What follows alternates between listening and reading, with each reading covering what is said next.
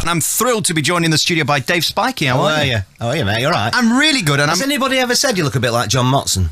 Now, I don't know whether that's an insult or not. No, really. it's not. He's a strikingly good-looking fella, I think. There's an old gag about that, wasn't there, in the potatoes? I don't know. The daughter potato who wanted to get married, and she got married to King Edward. Right. And then there was the other daughter that wanted to get married to John Motson. Right. She can't marry him. He's a commentator. Right. I think. Now, that's the kind of gag that makes me laugh. laugh. I get my breath back. Just a minute. I'm never going to make it as a comedian, am I? Listen, the thing I love about you is you're funny. That's all right, isn't it? It's not you in my garden at night behind that bush, is it?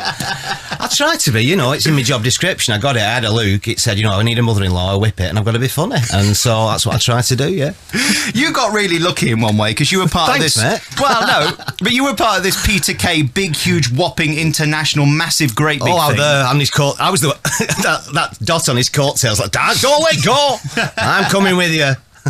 What was it like before then? Tell us about your beginnings, because, you clearly were born funny. It's mad, isn't it? Because, have you got an hour?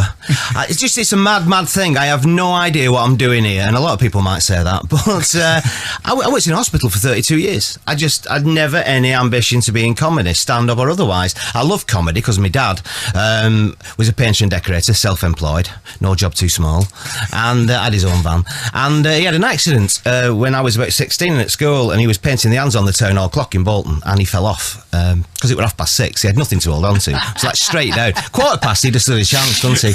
But and lucky enough, he was lucky to walk away with 2 broken ankles, the doctor said. But so the point of the story is, so I had to leave. I was wanting to be a doctor, and I was doing my A levels, and I had to leave because he was self-employed. I had to leave school, and I had to get a job, and I found this job in a hospital because I figured that if I got a job in hospital, I could resume my studies, and that would stand me in good stead for if I wanted to do medicine later on. But I turned up at the Royal Bolton Hospital and I got put in the animal house. We did animal experiments at the time. So for me dad falling off his ladders, it weren't the town hall clock, and me leaving school on the Monday, I'm killing guinea pigs for a living, and and ever since I've been an animal activist and vegetarian and stuff, but I had to kill these guinea pigs. It was my first job ever in this mad bloke who thought he was Scottish but wasn't, who was in charge of the lab. I can't tell you his name, he's still alive, but he's married to a woman called Mrs. Grieve. And he threatened me. I refused to do it basically, and he had to kill these guinea pigs. We tested them for TB, and you had to break the necks. That was the RSPCA way, to break the necks, and so I had to bang all these guinea pigs on the head on the edge of a bench. My first ever job, and he thought he was Scottish, this bloke. He wore a kilt. Now, that's all right if you're Scottish, and he had one of them things tucked down his sock. What do you call it? His duck. And but the thing was, he had a white coat on, so he's walking in the corridor, and it's this bloke who looks as though he's got no pants on. You can't take him seriously, So he threatened me with he'd sack me on the spot if I didn't kill these guinea pigs. It took me about 4 hours, and then you hit him on the side of the bench, and you get them on the back, and you press little arms in front of them, and they're looking up at you going, "What? Oh. What?" And you just go, eventually I just went bang, bang, bang, 6 guinea pigs dead. Turn round, shaking to the core, turn around again, and they're all gone. I'm obviously not hitting hard, I'm wandering around the bench going, bloody hell. So what would you test on then? Perhaps students? What's better than guinea pigs? Well, you don't need animals, do you? You don't need the animal model anymore. We've moved on, thank God. We've moved on to tissue cultures and stuff like that. What were we talking about? How did I get into comedy? But my dad was great. He loved comedy, so I was surrounded by comedy. So I'm of that age of Round the Horn and the Navy Lark and the Clither Arcade and stuff you probably won't have heard of, but fantastic radio comedy. And he was a painter decorator, but he was a self-taught man. He had no academic qualifications, but he loved his, you name it, art, music. He used to sit in his chair at night with a knitting needle conducting the Berlin Philharmonic, on the gramophone and all that. And so we were surrounded by a bit of culture, really, even though we lived in a 2 up, 2 down terraced house in Bolton, outside toilet and all that. And it just gets into you, I think, and all that comedy got into me. So when I started working at the hospital and I got involved in the hospital amateur dramatic thing, and I started writing comedy, it just came easy. And then, because I was never funny at school, I was never the class joker. You always say, you used to protect yourself from the bully. You used to tell jokes, but I was the bully, so I had nowhere to go, really, And but then it was a late developer, and I started writing comedy and sending it off to like Grumbleweeds and the Two Ronnies and Michael Barrymore, and just unsolicited. And then it started coming on telly. I thought, this is all right, isn't it? And 80 quid for a minute I got for the Grumbleweed sketch about an automated plane. I remember it well. And this automatic plane running on a runway, and they're going, sit back, relax, nothing can go wrong. Nothing can go, nothing. You don't want that when you're taking off, do you?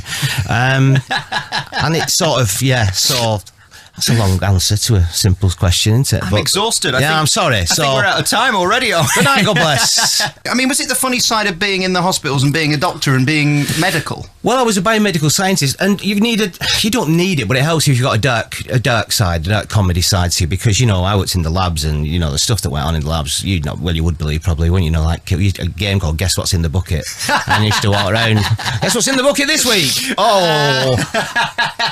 Who's got legs won. We had a really sinister mortuary technician who used to walk around with bits of bodies in buckets, and you look at signs in corridors that says family planning advice, use the rear entrance, and you're just like, I sat in outpatients with a big sign saying stroke patients here, and just people queuing up, it's very kind of you, this look. Is it WRVS? Do you volunteer for this? Well done, nice breasts. And it's just the whole environment. It's a strange, isn't it? Hospitals are just like in the midst of our communities, but they're just like a foreign country because they've got their own language, their own smells, and I think in a way they disorientate you, and they're meant to do that. You're meant to feel inferior or like subservient, or so they've got the upper hand all the time, because they'll say to you, have you moved your bowels and stuff like that. They can't say, have you had a poo? You can't just say, well, it's simple enough, isn't it? But they just confuse you, and you're thinking, well, where shall I put them? How do I move them? And have you passed a stool? Like, I've not been paying attention. I'm a bit nervous. Is that a stool over there? It's a coffee table. I've no idea what you're talking about, love. And it's all that. Do you have any trouble passing water? Well, I get a bit giddy going over a bridge. I've no idea. I mean, I've got friends who are nurses, right? And nurses, angels of mercy, aren't they? And all that, compassionate, caring. But, I mean, it's like any profession. 30% of them thick as... honest to God. My friend is that... Let me tell you this story, right? It's a true story. We're in... right. Just to show... For a start, summer, we had a barbecue at our house, and she ended up in hospital with burns. She was pole dancing on patio heater. How stupid does that you have to be to drag a patio heater on top of you? And the second thing was, we were in the pub the other night, and she's texting away on the phone, and she's really getting really frustrated about it. And I said, what are you doing? She said, I'm phoning the chemist, I want some prescriptions ordering. And I went, well, what's the problem? She said, well, it's unobtainable. How can the chemist be unobtainable? It's 24-hour prescription line. And I went, I know that, but she's Luke. I said, what number are you dialing? She said, it's 0800, 1730. So I went, 0800 1730. It's just unobtainable. And I went, well, it is, isn't it? I said, hang on a minute, that's not enough numbers. You've not got enough numbers there. Where have you got this number from? She said it was on the door of the shop. 0800 1730. That's the bloody opening times, you dozy cow. It's 8 o'clock till 5:30. She's hopeless. She went for some chip. I'm sorry, I'm monopolising here, but listen, she's just got... we had a day out, and she said, I'll go chippy. So you all she said, here's a piece of paper, write what you want. So we all wrote what we wanted. I want salt, I said chips and mushy peas, because I'm vegetarian, I can't have fish. Anyway, so it's chips and mushy peas. And they all wrote down what they wanted. And it came back, and she had all wrapped up packets, and she went, there you go, pudding chips and peas for you, fish chips and peas for you, chips and curry sauce for you. Dave, there's your chips, mushy peas, and your small Vimto.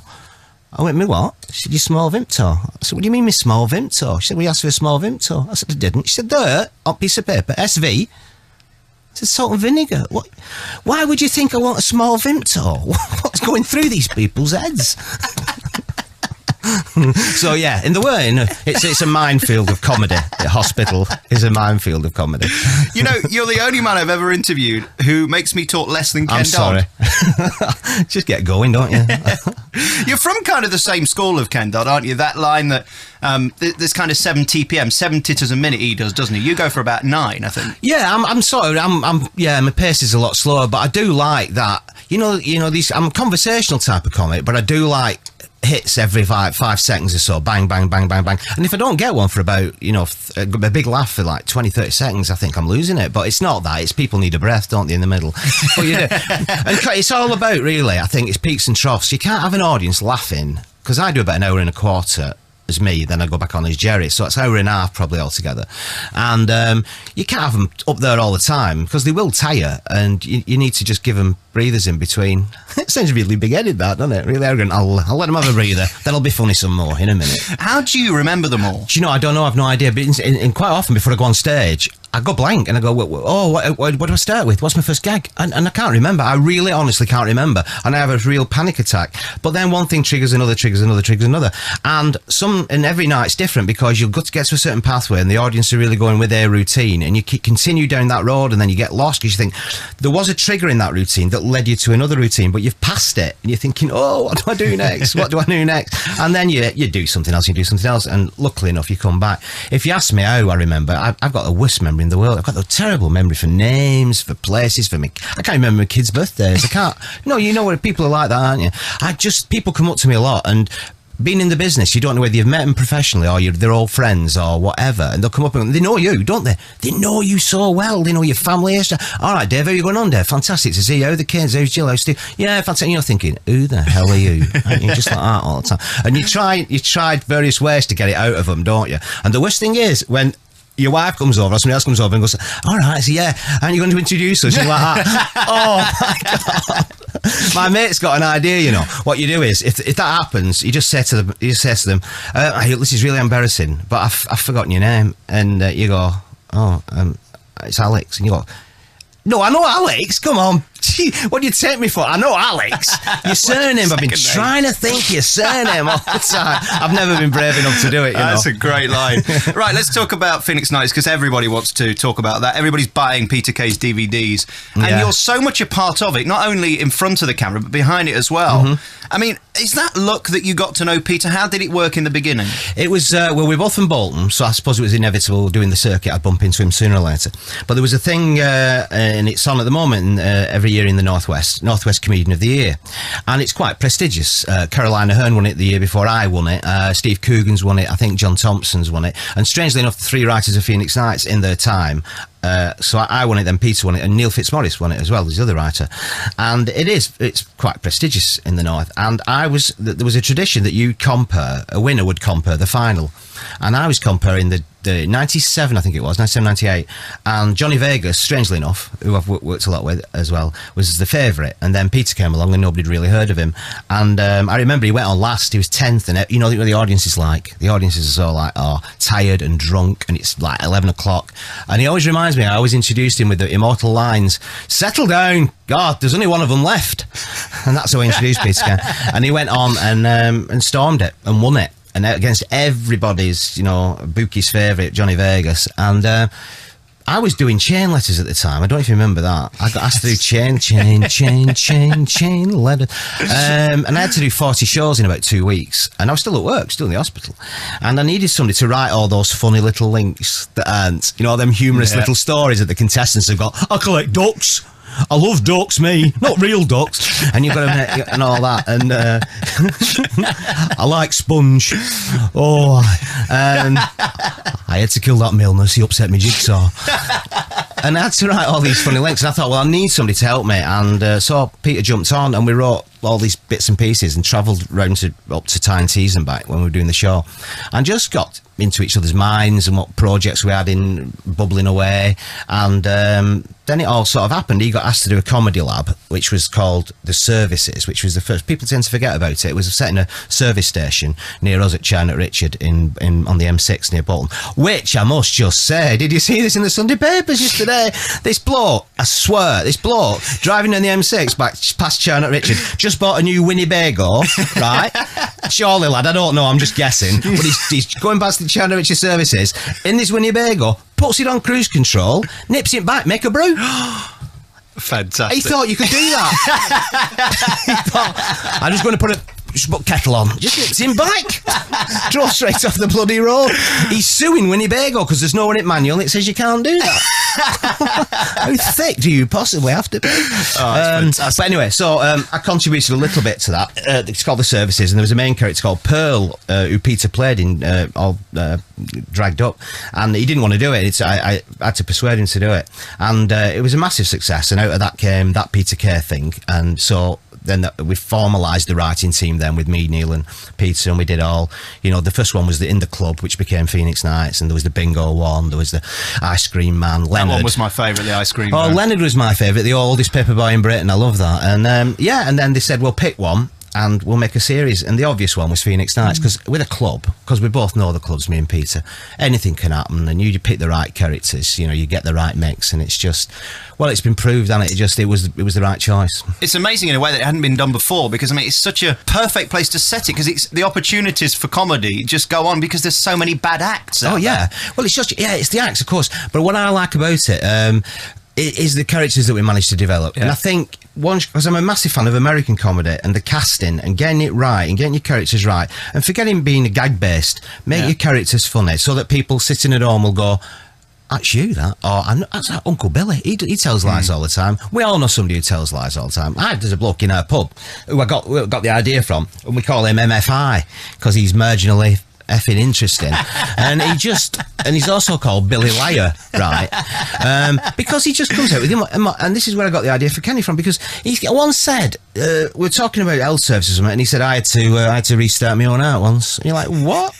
Well, yeah, I was at home, I had a heart attack, and I thought I knew my heart had stopped. I knew it had stopped, so I got the iron. It was plugged in, so I ripped the iron off the end. And just stuck the old cord on me, zapped myself, and all like that. Anyway, so I had a Bolton ones. Because he just talks rubbish. And we all know people to one degree or another who, prevaricate, who just do stupid stuff and that. And so, once we'd crafted the characters and worked really hard on writing it, we took a guide from Fawlty Towers where you don't leave a scene unless you've wrung every scrap of comedy out of that scene. Two favourite gags. One is where Roy Walker comes in through the front door and Peter says to him, do you like the club then?